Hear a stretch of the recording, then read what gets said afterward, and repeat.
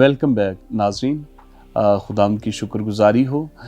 हम पास्टर नाज़म बूटा साहब के साथ बात कर रहे थे और बड़ी दिलचस्प गुफ्तगू हो रही थी, और ब्रेक के दरमियान मेरे ज़हन में एक सवाल आया कि खुदावंद यीशु मसीह की ज़मीनी खिदमत के दौरान जब वो इंटरसेशन करते थे और बहुत से लोगों के लिए वो शफायत करते थे, तो उसमें मोजज़ात भी हुए, पर कुछ मोजज़ात ऐसे भी हैं जो कि ना मसीह से पहले हुए ना मसीह के बाद हुए। आप उनके बारे में क्या राय देते हैं? जी, जैसा कि ब्रेक से पहले हमने गुफ्तगू की थी कि अंधे की आंखें मसीह से पहले किसी ने नहीं खोली। यहूदी उस बात के गवाह हैं। हम यूहन्ना की इंजील के नामे बाप की बात कर रहे थे। उन्होंने कहा कि मसीह से पहले आज तक किसी ने अंधे की आंखें खोली नहीं है, और ये था जो यशायाह नबी की पेशन गोई थी कि जब खुदावंद आएगा, खुदा ही आएगा तो अंधे की आंखें खोलेगा।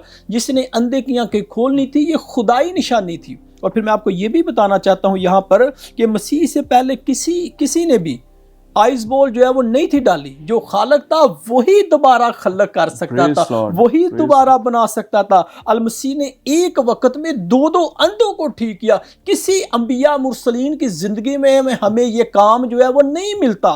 मैं आपको ये भी बताना चाहता हूँ कि खुदावंद यीशु मसीह से पहले किसी ने भी टुंडे के बाजू जो है वो सीधे नहीं थे किए।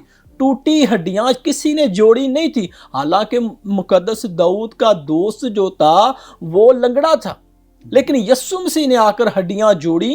खुदावंद यीशु मसीह ने टुंडों को सीधा किया। मसीह से पहले किसी ने 4 दिन के मुर्दे को जो है वो जिंदा नहीं किया, क्योंकि यहूदी कंसेप्ट के मुताबिक, सोच के मुताबिक, जब कोई मरता है उसकी रूह 3 दिन तक जमीन पर फिरती है और उसके बाद जो है वो पताल में चली जाती है। वहां से खुदा ही उसे बुला सकता है। तो मसीह ने लाजर को चौथे दिन जिंदा करके ये साबित कर दिया कि नस्ल इंसानी को बने हुए 4000 साल उस वक्त हो चुके थे। तो मसीह ने उसको जिंदा कर ये बताया कि मैं ही सच्चा खुदा हूं, मैं ही अलूहियत का जो है वो मंबा हूं। और फिर मसीह खुदा से पहले किसी ने औरतों की पर्सनल बीमारी को जो है वो नहीं रोका, बल्कि लोग उससे नापाक होते थे, जबकि मसीह को छूने से बीमारी जाती थी। और फिर मैं आपको ये भी बताना चाहता हूं कि हजरत मूसा ने तो बहरे कुलजम के 2 हिस्से करके लोगों को निकाला, और यीशु ने यर्दन का पानी जम गया, लेकिन मसीह खुदावन जो है वो पानी पर चले। ना सिर्फ चले बल्कि अपने हवारी शागिर्द को भी कहा कि आप पानी पर चले। और फिर खुदावंद यीशु मसीह का सबसे बड़ा ये मौजज़ा है कि वो खुद उन्होंने मौत को जो है वो मौत दी है। और इसीलिए हम कहते हैं जो जिंदा है वही निजात देंदा है। वो खुदा था, जमीन और मौत उस पर कभी भी कब्जा नहीं थी कर सकती। उसने मौत और कब्र को जो है वो खत्म किया, उसके इख्तियार को, और वो जी उठा है। ये उसका अलाही काम है जो कोई और जो है वो नहीं कर सकता। दुनिया में अब तक 56 अरब लोग जो है वो पैदा हो चुके हैं, लेकिन किसी ने भी मौत को जो है वो शिकस्त नहीं दी सवाए खुदावंद यीशु अल मसीह की। साहब बहुत शुक्रिया, खुदावंद की शुक्रगुजारी हो। पास्टर नाज़म बूटा साहब बड़े रब्त के साथ एक बात को बयान कर रहे हैं। मेरे ज़हन में एक छोटा सा क्वेश्चन आया, मैं उसको क्लियर करना चाहूँगा।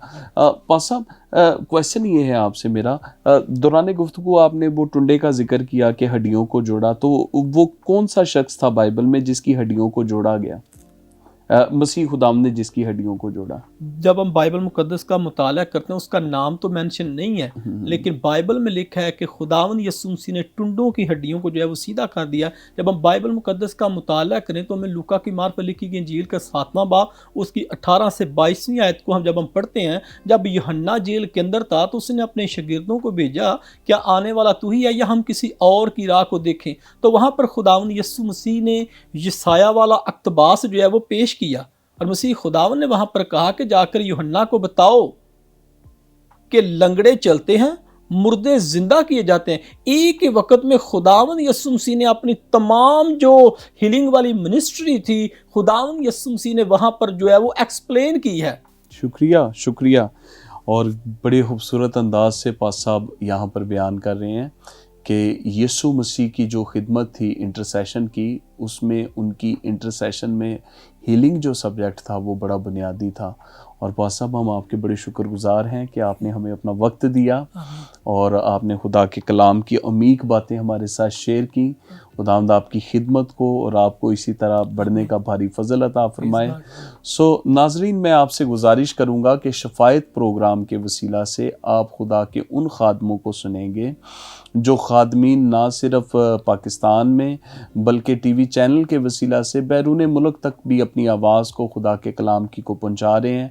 आप हमेशा इस प्रोग्राम को देखते रहिए, होशना टीवी चैनल को देखते रहिए, अपनी राय का इजहार कीजिए। हमारे नंबर स्क्रीन पे चल रहे हैं, आप उन्हें चेक कीजिए उनके मुताबिक। और बिलखुसूस अगर आप अपना कोई पर्सनल सीड शो करना चाहते हैं, हदिया डालना चाहते हैं, तो आप ज़रूर डालिए, क्योंकि आप ही के हदियों के वसीला से ये खुदावंद की खूबसूरत खिदमत जो है वो आगे बढ़ रही है। खुदावंद आपको बरकत दे। अगले प्रोग्राम में हम फिर मिलेंगे और इसी तरह से मैं एक नए खादम के साथ प्रोग्राम इंटरसेशन में आपके सामने आऊँगा। खुदावंद आपको बरकत दे। शुक्रिया।